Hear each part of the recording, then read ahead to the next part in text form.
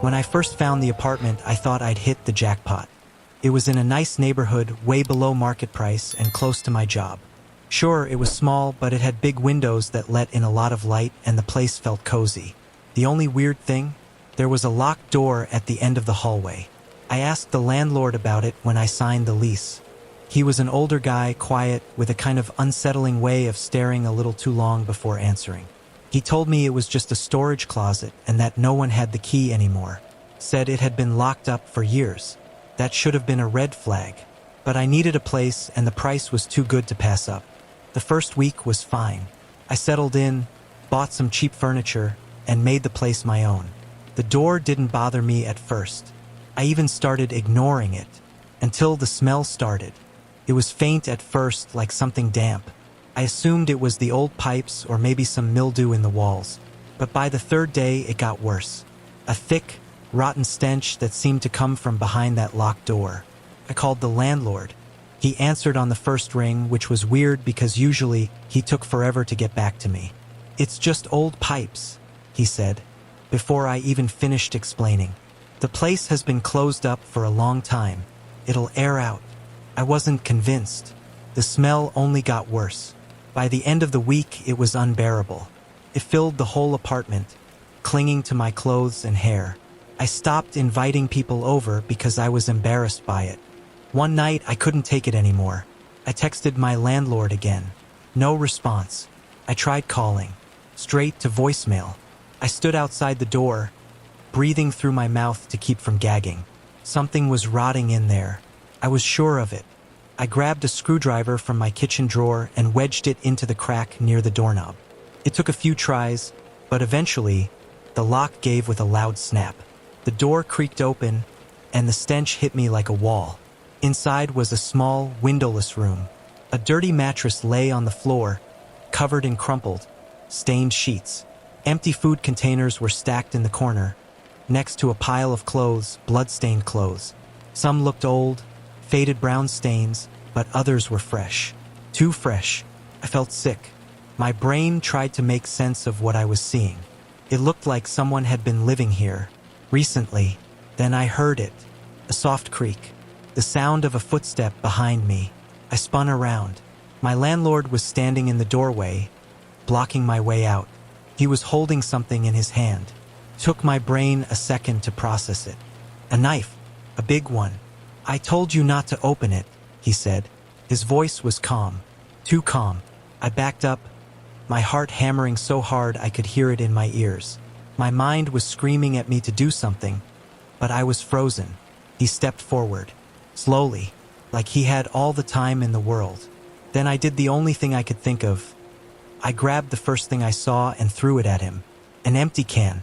It barely slowed him down, but it gave me just enough time to dart past him, shoving him as hard as I could. I ran. I don't even remember grabbing my keys. 1 second I was in the apartment, the next I was in my car, hands shaking so hard I could barely put it in drive. I called the police, told them everything. They found him still inside the apartment. But that wasn't the worst part. They told me someone else had been living in that room, right up until I moved in. The blood on the clothes, some of it was still being tested, but they were sure of one thing: some of it wasn't his.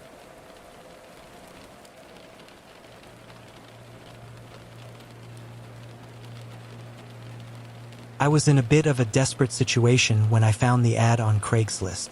A one-bedroom apartment for way below market rate, no credit check, and available immediately. The landlord responded within minutes of my email. He seemed oddly eager to get things moving, even offering me a further discount if I could pay in cash up front. I probably should have been more suspicious, but I just needed a place, and fast. My last living situation had gone south, and I didn't have the luxury of being picky. When I met the landlord in person, he was jittery, constantly glancing around like he was expecting someone to jump out of the bushes. He rushed me through the paperwork, barely giving me time to read it. The whole thing felt off, but the price was too good, so I ignored my gut and handed over the cash. The apartment itself was fine, a little outdated, but nothing major. It smelled musty, like it hadn't been aired out in a while, and there were some scratches on the floor near the kitchen. The locks were new, though. Brand new, actually. The kind of thing a landlord usually only replaces if there's been an issue. But I shrugged it off and settled in. It started the second night. A knock at the door, around midnight. Not a loud, urgent one, just a slow, deliberate knock. I froze, listening. When I didn't respond, whoever it was just left. The next night, it happened again. This time, I crept up to the peephole, but the hallway was empty. I opened the door just to check, but there was no one there. On the third night, I finally worked up the nerve to open the door while the knocking was still happening. A man stood there, mid-40s maybe, dressed in jeans and a hoodie. He looked startled to see me. "Where is he?" he asked, his voice low, almost like he didn't want to wake the neighbors. "Who?" I asked. He blinked at me like I was the crazy one. Then, without another word, turned and walked away. At that point, I was getting freaked out. I texted the landlord about it, but he never responded. I decided I'd install my own security camera by the door the next day. That night, I had trouble sleeping. My mind kept circling back to the landlord, his weird eagerness, the discounted rent, the knocks at the door. Something was wrong with this place. Around 3 a.m., I got up for a glass of water. As I passed the kitchen, I noticed something I hadn't seen before. A seam in the cabinet under the sink that didn't match the rest of the wood. Curious, I pulled the cabinet doors open and pushed against the panel. It shifted. I pulled harder, and to my shock, it swung open like a small, hidden door. Beyond it was a dark, narrow crawl space. My stomach twisted. I grabbed my phone and turned on the flashlight. The beam cut through the darkness, revealing a filthy mattress crammed into the tiny space. Next to it, a pile of old clothes and, my breath caught, a wallet. My hands were shaking as I picked it up. Inside was an ID. A man's face stared back at me. Mid-30s, dark hair, slight smile. It wasn't me. I didn't know this person, but he had lived here, and judging by the dust settling over everything, he hadn't been here in a while. I didn't sleep the rest of the night. First thing in the morning, I took the ID to the police station. I expected them to brush me off, maybe tell me it was nothing. Instead, the detective at the front desk took one look at the ID and his face went pale. "This man was murdered 3 months ago," he said slowly. "In your apartment." I felt my blood run cold. The detective started asking me questions, but I could barely process what he was saying. Murdered. In my apartment. And no one had told me? They took my statement and sent officers to check out the place. When they searched the crawl space, they found something else I hadn't noticed. A set of keys. Not mine. When they tested them, they unlocked the door to my apartment. That's when I realized someone had been coming in. The landlord was my first thought, but when the police tried to contact him, he was gone.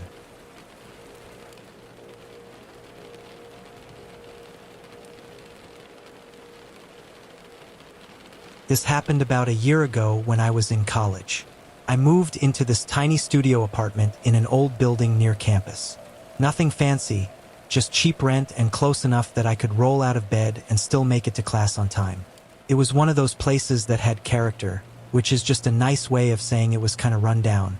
Creaky floors, weird plumbing noises, the works. At first, everything was fine. The place was small, but I didn't need much. Just a bed, a desk, and enough room to not feel like I was living in a closet. But that changed about a week in. It was a random Tuesday night. I had just finished doing laundry, and I was putting my clothes away when I noticed something weird in the back of my closet. At first, I thought it was just a shadow, but when I got closer, I saw that it was actually a small hole in the wall, about the size of a golf ball.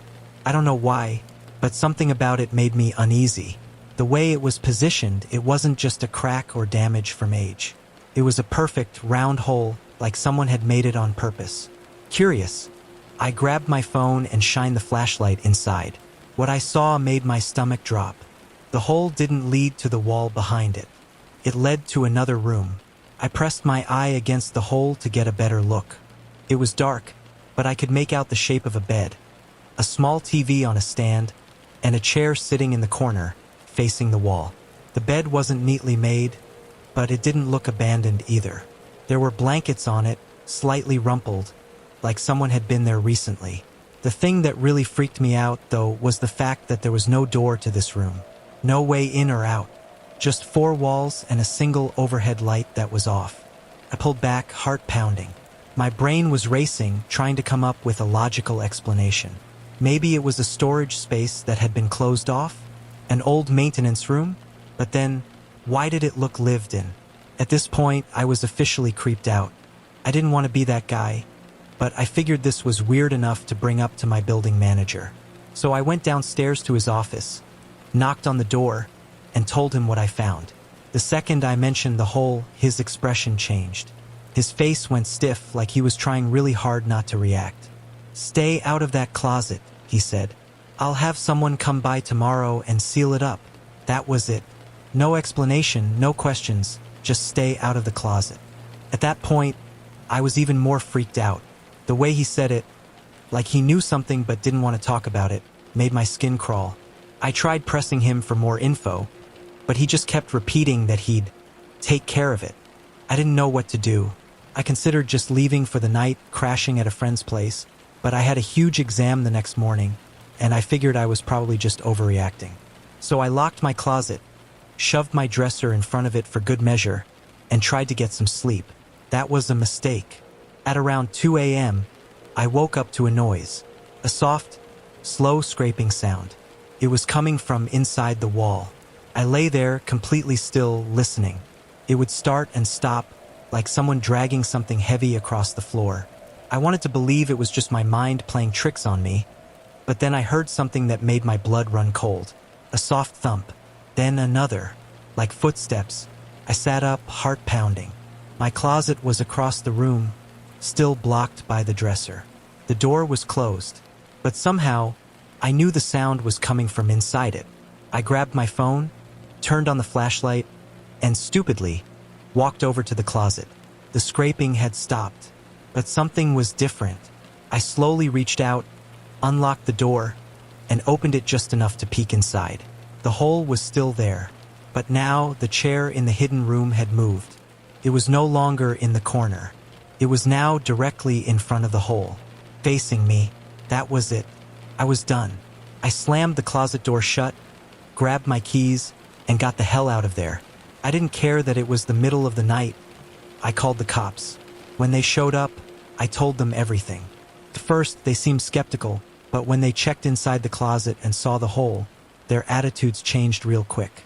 They called for backup and started prying off the paneling around the hole, widening the opening. What they found still messes me up to this day. There was a hidden room behind my closet. A small, windowless space that looked like it had been used recently. The bed was unmade. The TV was plugged in, though it only played static.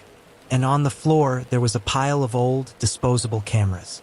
The cops took them in for evidence, but one of the officers told me later what was on them.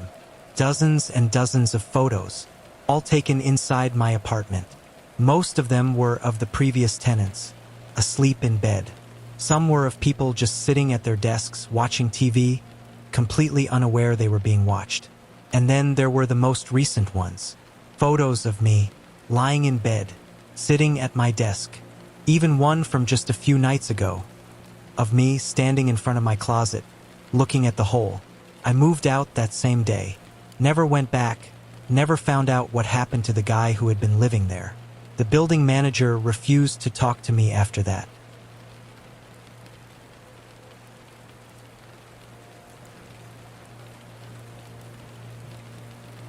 When my wife, Lisa, and I found a foreclosed apartment at half the market price, it felt like we had won the lottery.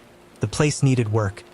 Old carpets, dated wallpaper, a weird smell lingering in the air, but nothing we couldn't fix. We saw potential, a fresh start. If we put in the effort, we could turn this place into our dream home. We started renovations right away. The first thing to go was the nasty brown carpet. It looked ancient, worn down by time and probably a few careless tenants. As we pulled it up, we noticed dark stains underneath. At first, I assumed it was water damage. The stains were splotchy, uneven, and spread across a large portion of the living room floor. Lisa wrinkled her nose. "That looks off. Probably mold or something, I said. Old places like this always have some weird crap underneath. We tried scrubbing at it, but the stains wouldn't budge. If anything, they seemed to seep back up, like the wood itself had absorbed whatever it was. I joked that the apartment had a mind of its own, but Lisa didn't laugh. She had this uneasy look in her eyes, one I'd never seen before. Maybe we should check it out, she said. I wasn't thrilled about the idea, but she was persistent. So we cut out a small piece of the stained wood and sent it to a lab for analysis. We expected it to be something harmless, maybe some kind of fungus, an old chemical spill, or worst-case scenario, asbestos. When the results came back, we both just sat there staring at the email. Human blood. Lisa turned pale. That's not normal, right? No, I admitted. It's not. A deep pit formed in my stomach. Blood meant something happened here. Something bad. We started digging into the apartment's history. It had changed hands a few times and records were spotty, but we found out the previous owner, a guy named Richard Palmer, had vanished years ago. Just disappeared one day. No family, no one to follow up. Eventually, the bank reclaimed the property, and here we were. That night, I couldn't sleep. I kept picturing the stains, wondering how much blood it would take to soak into the floorboards like that. Lisa felt it too. The excitement of our new home had faded, replaced with an unspoken tension between us. We didn't talk about it, but we both knew we were thinking the same thing. What the hell happened here? A few nights later, we woke up to someone pounding on our door. Lisa bolted upright, eyes wide. Who the hell is that? I grabbed my phone, heart hammering in my chest. It was 3:12 a.m. I peered through the peephole. Police. 2 officers stood outside, serious expressions on their faces. I opened the door, confused and groggy. Is everything all right? I asked. One of the cops, a tall guy with a sharp jawline, gave me a hard look. You mind telling us why you called 911? I blinked. What? Lisa came up behind me. We didn't call 911. The second officer, a woman, pulled out her radio and played something back. Static crackled, followed by a faint whisper. They found it. He's coming back. Lisa grabbed my arm. What the hell was that? The cop turned off the radio. The call came from this address. I felt cold all over. That's not possible. The officers exchanged glances. You sure you're alone here? Lisa's grip tightened. Yes, it's just us. They swept the apartment, checking every room.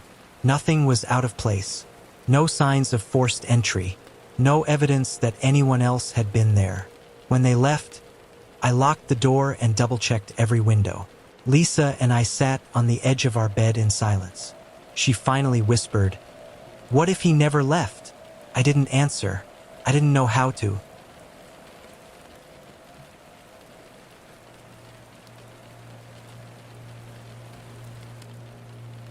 I moved into my new apartment about 6 months ago. It was just a small, one-bedroom unit in an older building. The rent was cheap, and the location was decent, so I couldn't complain. The only real issue was the walls. They were so thin I could hear everything. The guy on my left had a hacking cough that made me cringe every time I heard it. The couple on my right fought constantly, doors slamming at all hours. And then there was my neighbor directly next to me, the one I never saw but always heard. She cried almost every night. Not loud, wailing sobs, but this quiet, broken weeping. Sometimes she'd whisper to herself in between. I couldn't make out what she was saying, but the sound of her voice sent chills up my spine. It was unsettling. I told myself I should mind my own business, but after a few weeks of this, I started to feel guilty. What if she was in trouble? What if she needed help? One night, after hearing her whispering for hours, I decided to check on her. I knocked on her door. Nothing. I knocked again, a little harder this time. Still nothing. Hey, are you okay in there? I called out. Silence. I stood there for another minute before going back inside. Maybe she didn't want to be bothered. Maybe she was embarrassed. I tried to put it out of my mind, but that night, something changed. I was lying in bed, scrolling through my phone, when I heard her again. The same hushed whispers, the same quiet sobs. Only this time, They weren't coming from the other side of the wall. They were coming from inside my apartment. I froze. The sound was faint, but it was definitely coming from somewhere in my living room. My heart pounded as I slowly sat up, straining to listen. The whispering continued, muffled but clear enough to know it was real. I grabbed my phone and turned on the flashlight. My hands were shaking as I stepped out of my bedroom. The sound was coming from the vent near the floor. I crouched down, bringing my ear closer. The whispering stopped. I stared at the vent, my pulse racing. I don't know what compelled me to do it, but I unscrewed the cover and shone my light inside. At first, all I saw was dust and darkness. But then, as I adjusted the angle of the beam, I noticed something further back. A hole. A small tunnel leading into the walls. My stomach turned. I couldn't see where it led, but I knew it wasn't supposed to be there. I wanted to pretend I hadn't seen it, just close it back up and go to bed. But my body moved on its own. I reached inside, feeling the cold metal edges of the vent, and then a whisper, right in my ear. I jerked back so fast I hit my head on the wall. My flashlight clattered to the floor. I scrambled away, breathing hard. The whispering had stopped again, but I wasn't taking any chances. I grabbed my keys and bolted out of my apartment, spending the night at a cheap motel. The next morning, I called my landlord and made up some excuse about needing maintenance to check the vents. He agreed to send someone, but I knew it wouldn't be enough. I needed answers. I needed to know what the hell was in my walls. So I did something stupid. I came back that afternoon with a crowbar. I forced the vent open wider, pulling apart the edges until I could squeeze inside. The tunnel was just big enough for someone to crawl through. My skin crawled at the thought. As I pointed my flashlight inside, the beam landed on something that made my stomach drop. A pile of blankets, a few empty water bottles, and a pair of wide, terrified eyes staring back at me. I scrambled back, nearly dropping my light. The person, a woman, let out a small, panicked sound and scurried backward into the darkness. My mind went blank. I ran. I didn't stop running until I reached the lobby, breathless and shaking as I called the police. They arrived within minutes, and I told them everything. They searched the building, tearing apart walls and vents. Eventually, they found her, a malnourished woman, curled up in a tiny crawl space between the apartments. She had been living there for years, watching tenants through the vents, whispering to herself in the dark. The police later told me she had been reported missing 5 years ago. No one knew how she ended up there or why she never left. But the worst part, when they pulled her out, she wouldn't stop crying. And she kept whispering the same thing over and over again. I just wanted to stay.